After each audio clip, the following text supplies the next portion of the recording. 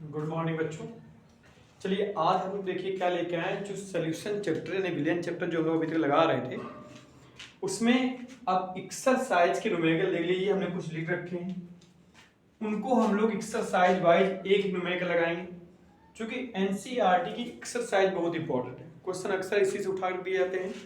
और एनसीईआरटी की जो क्वेश्चन होते हैं वो भी थोड़ी लैंग्वेज बिल्कुल उनकी अलग होती है, तो उनको समझ लिया जाए तो और अच्छा रहेगा। ठीक है, चलिए देखिए हमने क्वेश्चन लिखा है 1.4। जिसके पास एनसीईआरटी बुक है वो अपनी बुक ओपन करके रख लें, या जिसके पास कोई अदर बुक है तो उसमें भी एनसीईआरटी एक्सरसाइज होती है, उसको खोल कर रख लें।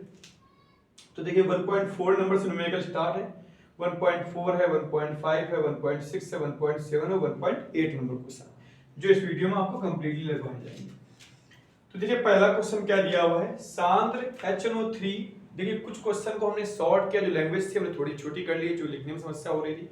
आप लोगों ने पूरी लैंग्वेज लिखी होगी, उसमें लिखा होगा कि प्रयोगशाला में प्रयुक्त होने वाला, लेकिन मेन जो लैंग्वेज है वो हमने लिख ली यहाँ पर कि सांद्र नाइट्रिक अम्ल जो प्रयोगशाला में प्रयोग होता है, इसकी द्रव्यमान की दृष्टि से HNO3 का 68% जलीय विलयन की मोलरता ज्ञात कीजिए यदि घनत्व 1.504 ग्राम पर ml है। अब देखिए जो ये सवाल है थोड़ा कंफ्यूजिंग करने वाला है। अच्छा ये सवाल और ये सवाल सेम है, आप गौर से दोनों पढ़िए। देखिए इसमें बस नाइट्रिक अम्ल है और इसमें ग्लूकोज है, ठीक है। परसेंटेज इसमें 10 है, इसमें 68% है। ये W/W जो आप देख रहे हैं ना, इसका मतलब भी द्रव्यमान की दृष्टि से ही होता है या द्रव्यमान के अनुसार ही होता है। तो इसमें बस हिंदी से उसने लिख दिया है और इसमें सांकेतिक भाषा में W/W लिख दिया है, दोनों का मीन सेम है। बस इसमें क्या है, इसमें हमें मोलरता भी निकालनी है, मोलरता भी निकालनी है, मोलेंस भी निकालना है, जबकि इसमें सिर्फ मोलरता पूछी गई। तो देखिए हम ये वाला सवाल लगाएंगे और आप इसको लगाइए, जैसे हम इसको लगाएंगे वैसे ही आप इसको लगाएंगे, दोनों सेम सवाल बिल्कुल लगेंगे, ठीक है।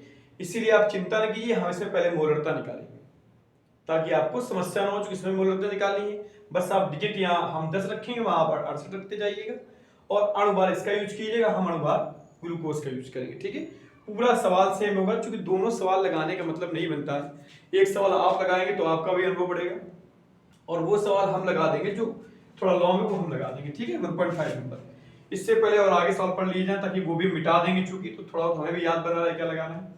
अगला सवाल देखिए क्या है कि यदि 1 ग्राम मिश्रण में सोडियम कार्बोनेट एवं सोडियम बाइकार्बोनेट, ये 1 ग्राम मिश्रण में दोनों मिक्स है, यानी दोनों की मात्रा 1 ग्राम कुल मिला के है, ठीक है, बराबर, यानी कि ये और जोड़ने में ग्राम आ रही है, के साथ बताता जा रहा है कि मोलों की संख्या समान है, इन दोनों के मोलों की संख्या एक दूसरे के समान है।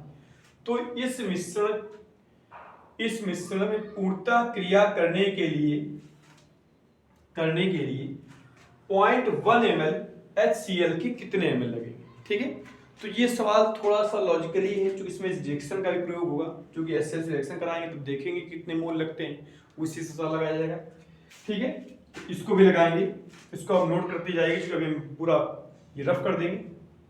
अगला क्वेश्चन देखिए क्या है, द्रव्यमान की दृष्टि से 25% विलयन के 300 ग्राम एवं 40% के 400 ग्राम को आपस में मिलाने प्राप्त मिश्रण का द्रव्यमान प्रतिशत सांद्र निकालिए। ये बहुत ही सवाल है, लगाएंगे अभी आपको समझ में आ जाएगा। कुछ नहीं करना, सिर्फ परसेंटेज निकाल के स्मॉल m अपॉन कैपिटल में इंटू 100 वाला फॉर्मूला लगा देना, हो जाएगा। अगला सवाल क्या है, ये कह रहा है 222.6 ग्राम एथिलीन ग्लाइकॉल तथा 200 ग्राम जल को मिलाकर प्रतिहिम मिश्रण बनाया गया, एक मिश्रण तैयार किया गया है जिसकी मोलरता तो हम डायरेक्ट निकाल सकते हैं, ये पदार्थ की मात्रा हो गई, ये विलायक का द्रव्यमान हो गया, इससे अणुभार निकाल लिया जाएगा, आ जाएगा मोलरता निकालते समय हम लोग घनत्व का प्रयोग करेंगे, ठीक है। तो इसकी कुछ क्वांटिटी हम लिख ले रहे हैं, जिसकी क्वांटिटी हो सकता है कि भूल जाए हम, यहाँ साइड में मिटा के इसको थोड़ा सा, इसकी क्वांटिटी हम लिख ले रहे हैं कि 200, ताकि हम चूंकि सवाल मिटा लेंगे, सवाल भी हमारे पास है नहीं। 222.6 ग्राम क्या है, एथिलीन ग्लाइकॉल है और 200 ग्राम जल है, और इसका जो घनत्व दिया हुआ है वो दिया है 1.072 ग्राम पर ml, ठीक है। ये लास्ट में लगाने के लिए काम में आ गया, इसलिए लिख लिया हमने बस। बाकी अब देखिए इन दो सवालों में से हम ये सवाल लगाने जा रहे हैं, फिर इसके बाद हम ये लगाएंगे और इसके बाद ये लगाएंगे। आप लोग एक एक सवाल देखते रहिए, इसको नोट कर लीजिए, हम इसको रफ करने जा रहे हैं, ठीक है।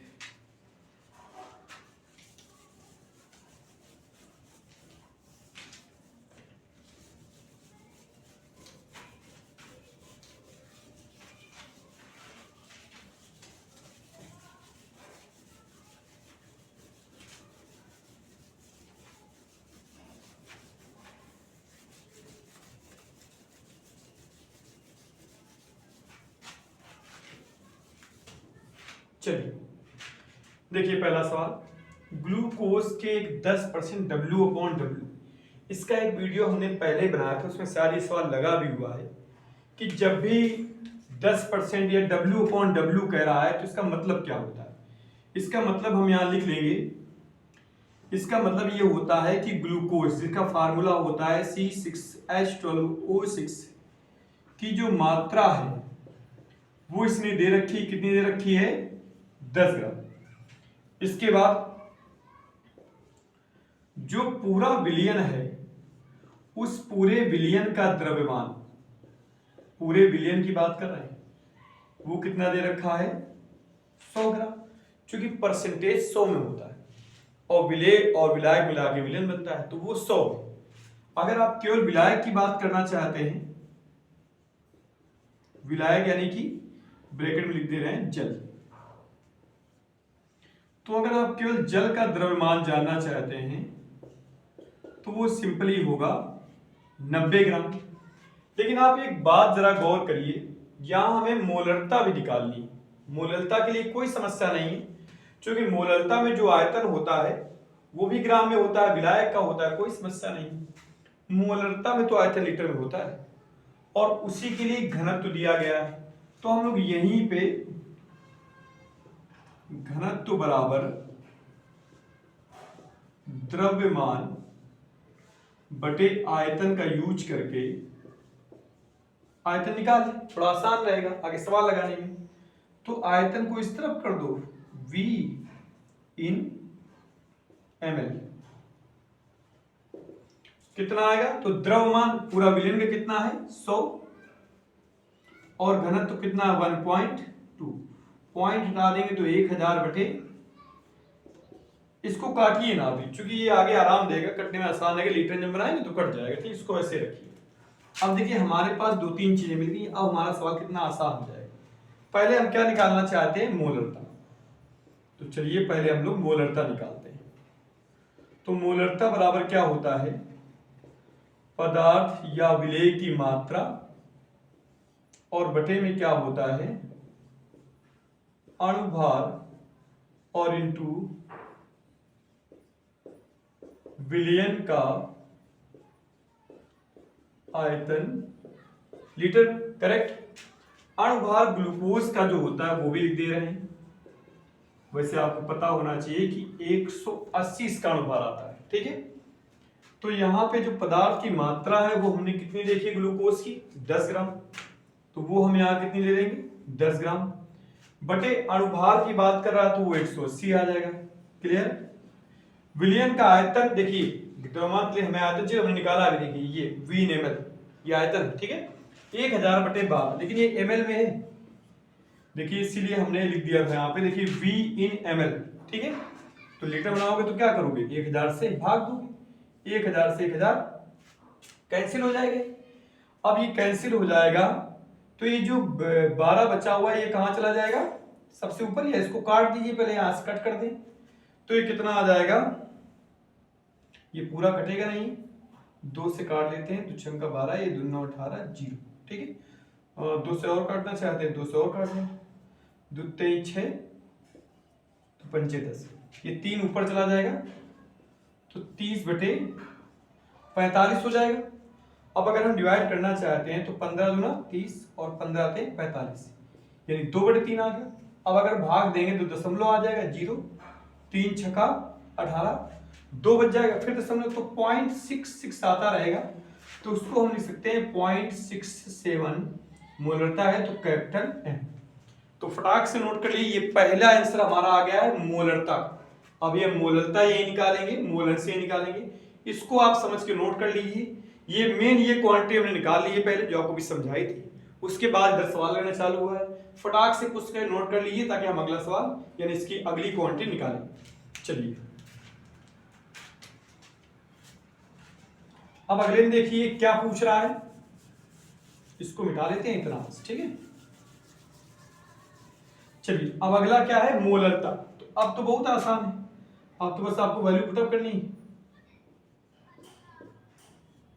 तो मोलरता बराबर क्या होता है, पदार्थ की मात्रा बटे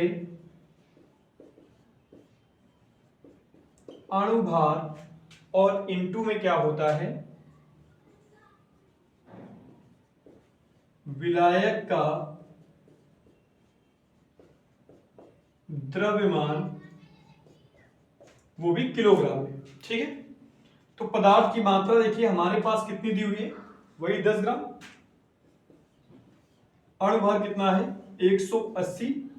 अब देखिए यहां विलायक का द्रव्यमान है, ये गौर करना, ये विलयन का, ये विलायक का द्रव्यमान है 90 ग्राम। तो 90 और बटे में 1000, 0 0 कैंसिल, 0 0 कैंसिल हो जाएगा, ये 10 चला जाएगा ऊपर, तो ये आ जाएगा 100, और नीचे हो जाएगा 18 गुणे 9। तो उससे हम इसको काट दें तो ये आ जाएगा 2 9 18।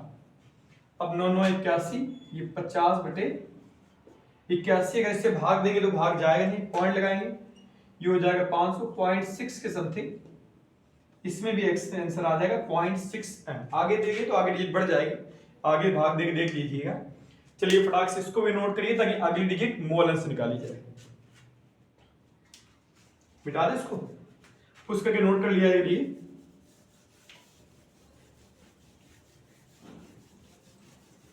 चलिए अब हम लोग निकालते हैं मोल अंश।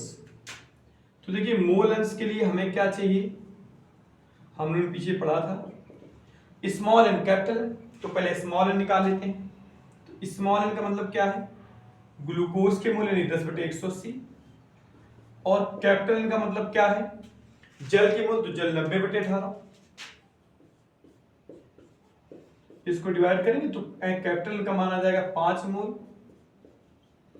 और स्मॉल एन अगर डिवाइड करेंगे तो ये तो 0 हो जाएगा, कट जाएगा इससे भाग देंगे 0.0, फिर भाग नहीं जाएगा, 0 लगाएंगे तो 100 हो जाएगा, 18 पंचे 90, यानी स्मॉल एन का मान 0.05 और कैपिटल एन का मान 5। अब आप अगर विलेय का मोल अंश x से निकालेंगे तो small N upon small N plus capital N, और x भी निकालेंगे तो capital N upon small N plus capital, ऊपर वाले पुटअप कर दीजिए तो 0.05 अपॉन 0.05 और प्लस 5, तो ये 0.05 अपॉन ये आ जाएगा 5.05, दशमलव हटा दें, 5 अपॉन 505, इसको भाग दे लीजिएगा, नीचे रखेंगे तो 5 अपॉन 5 प्लस 5 5.05, दशमलव हटाएंगे तो 0 ऊपर आ जाएगा, तो 500 बटे 505। इन दोनों को डिवाइड कर लीजिएगा, दोनों के आंसर आ जाएंगे। ठीक है, इसी तरीके से आप 1.4 को करने की कोशिश करिएगा। बस ये दो डिजिट आपको नहीं निकालनी, मोलर्स और मोलरता, उसमें सिर्फ मोलरता निकालनी थी, तो उसमें आपको ऐसे ही घनत्व चेंज करना पड़ेगा। वहां भी द्रव्यमान 100 होगा, बस वहां पे घनत्व जो 1.504 दिया हुआ उसके हिसाब से निकाल लीजिएगा, बाकी कोई दिक्कत नहीं, भागने में तुरंत उसका भी आंसर आ जाएगा। ठीक है, उसका शायद आंसर 16.23 समथिंग आ रहा है। ठीक है, या बुक में चेक कर लीजिएगा मेरे से कितना आ रहा है। ठीक, फिर हम लोग अगला सवाल चलिए लेते हैं 1.6 नंबर। 1.6 नंबर एक अच्छा सवाल है।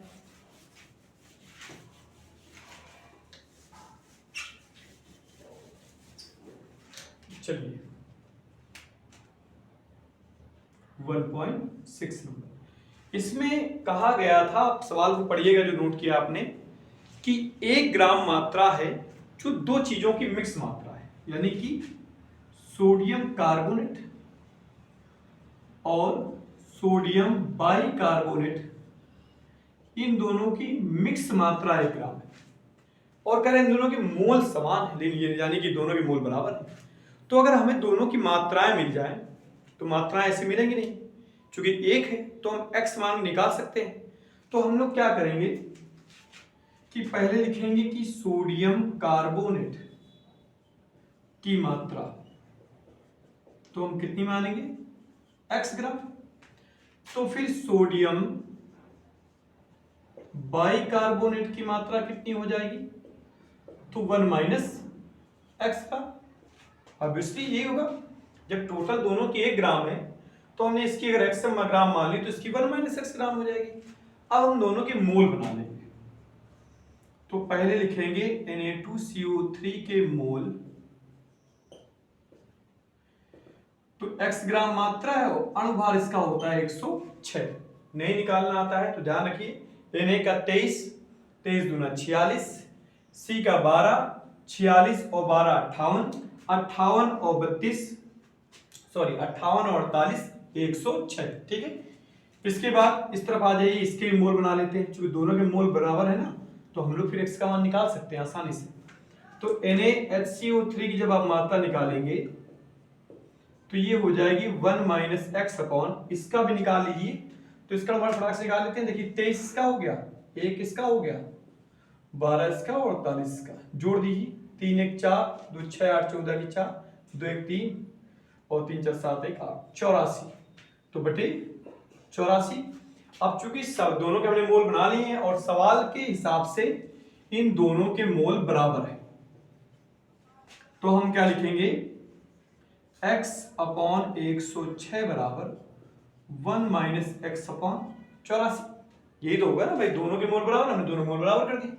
अब इसको हम सॉल्व करेंगे अगर, तो ये हो जाएगा 84x equal to 106 minus 106x, इसको आप इधर ले आइए, तो ये हो जाएगा 84x plus 106x equal to 106, यानी जो x का ये आ जाएगा 190, 84 6, 190x बराबर 106, यानी 106 अपॉन 190 किसका मान आ गया, x का, x यानी कि सोडियम कार्बोनेट का मान आ गया। ठीक है, ये किसका मान आ गया, यहां लिख दे रहे हैं, यानी कि Na2CO3 की जो मात्रा थी वो हमें प्राप्त हो गई है, कितनी आई है, 106/190।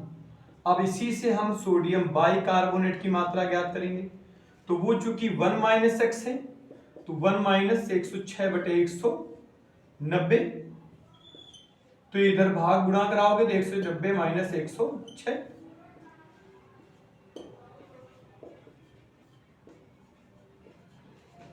आ जाएगा कितना, 84/190, ये इसकी मात्रा आ गई है। अब देखिए हमारे सवाल में क्या पूछा गया है, सवाल में इनकी मात्रा नहीं पूछी गई, इनकी मात्रा के लिए कितना HCl चाहिए वो पूछा गया है।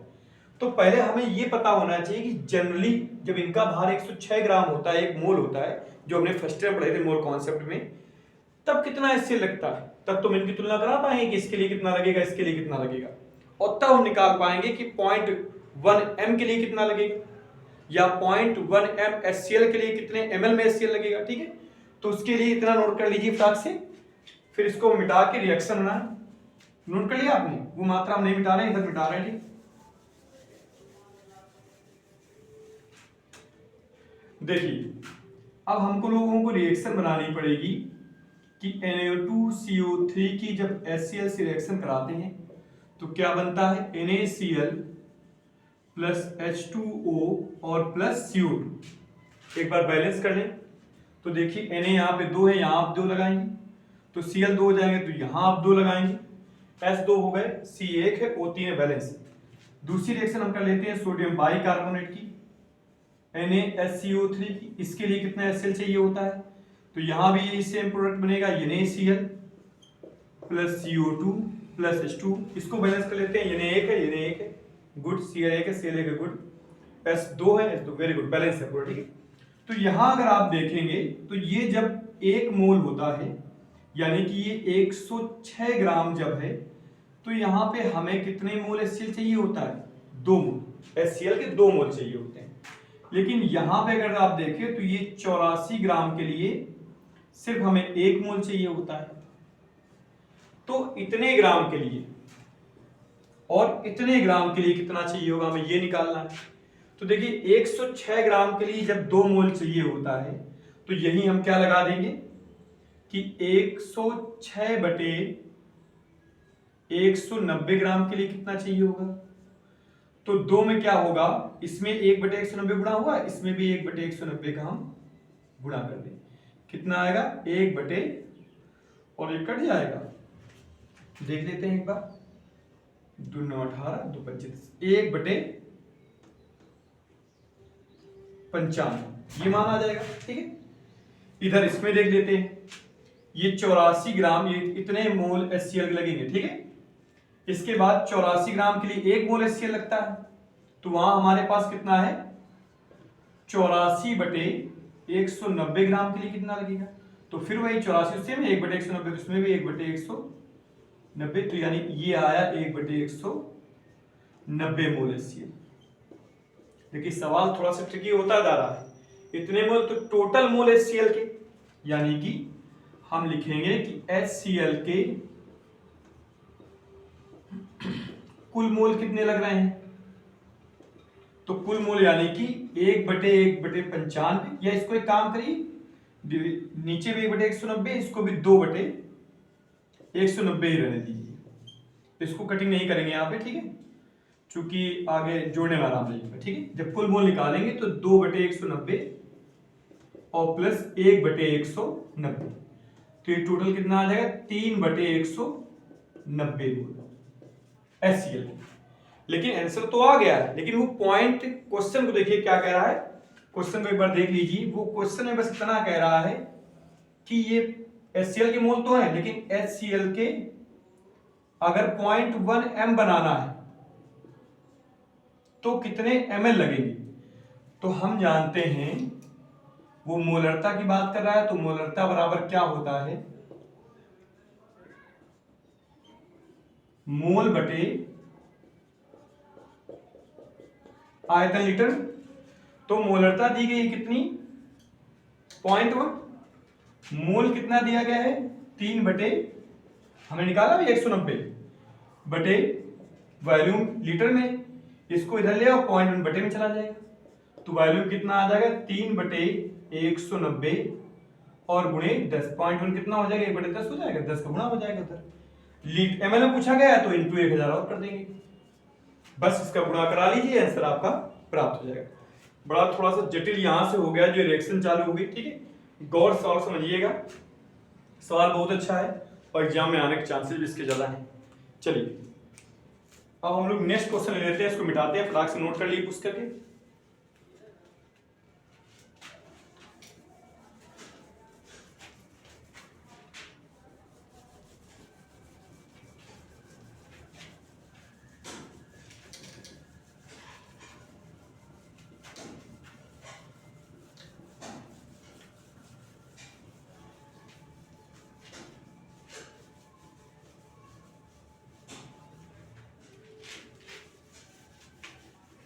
चलिए अगले सवाल में दो मिश्रण दिए हुए, देखिए 1.7 नंबर में दो मिश्रण दिए हुए हैं, एक मिश्रण दिया हुआ है 300 ग्राम का और एक मिश्रण दिया हुआ है 400 ग्राम का, लेकिन ये भी बताया गया ये बने कैसे, ये 25% के हिसाब से बना है, यानी इसमें अगर आप विलेय की मात्रा निकालेंगे, विलेय की मात्रा, इसको हम A मान ले और इसको हम B मान ले, तो हम लिखेंगे A में विलेय की मात्रा, तो 300 का 25% से विलेय और बाकी सब विलायक है, तो ये आ जाएगा 75 ग्राम, यानी A में 75 ग्राम विलेय की मात्रा है। अब हम लिखेंगे इधर B में विलेय की मात्रा, तो सवाल में देखिए इसका लिखा है कि 40% का विलयन है, तो इसको हम लिखेंगे 400 का 40%, तो ये कितना आ जाएगा 160, तो ये 160 ग्राम मात्रा आ गई। अब अगर हम ए बी को मिला दें तो A प्लस B में विलेय की मात्रा बराबर, तो दोनों को जोड़ना पड़ेगा हमें, यानी 75 और प्लस 160, तो ये कितना आ जाएगा 235 ग्राम। और A और प्लस B, इसको हम स्मॉल n बोल सकते हैं और ये capital M, A plus B में विलयन की पूरी मात्रा कितनी होगी, यानी कि जब दोनों को मिलाया जाएगा तो टोटल विलयन कितना हो जाएगा, तो 400 प्लस 300 यानी कि 700 ग्राम। और हमारे पास फार्मूला होता है कि द्रव्यमान प्रतिशत बराबर small m upon capital M into 100। Small m कितना है 235, कैपिटल M कितना है 700, ये कट हो जाएगा, 7 से इसको काट दे, 7 तक 21, 2 बच जाएगा 25 हो जाएगा, 7 त्रिक 21, फिर 2 बच जाएगा, 21 2 बच जाएगा, 25 4 बच जाएगा, ठीक है, 7 बना 35, तो ये आ जाएगा 33.5%, ठीक है। चलिए इसको फटाक से नोट करिए, फिर अगला लास्ट सवाल देखते हैं 1.8 नंबर इसका।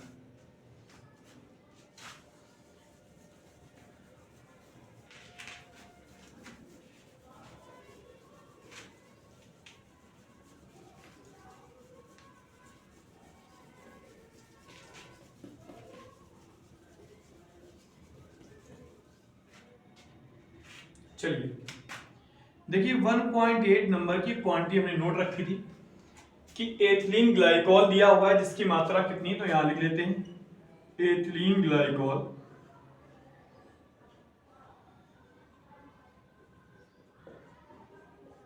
की जो मात्रा है वो है 222.6 ग्राम, और जो विलायक है, विलायक का जो द्रव्यमान है वो है 200 ग्राम, यानी कि जो जल है वो 200 ग्राम है, और साथ में हमें घनत्व दिया गया है 1.07 ग्राम पर एम, और हमसे मोलरता और मोलरता दोनों पूछी गई। इसका अनुभार हम लिख देते हैं, इसका अनुभार 62 आएगा, ठीक है। ये 12 दूना 24, 24 6 30, 30 और 32 62, ठीक है 62। अब देखिए पहले घनत्व से आयतन निकाल लें, क्योंकि घनत्व बराबर क्या होता है,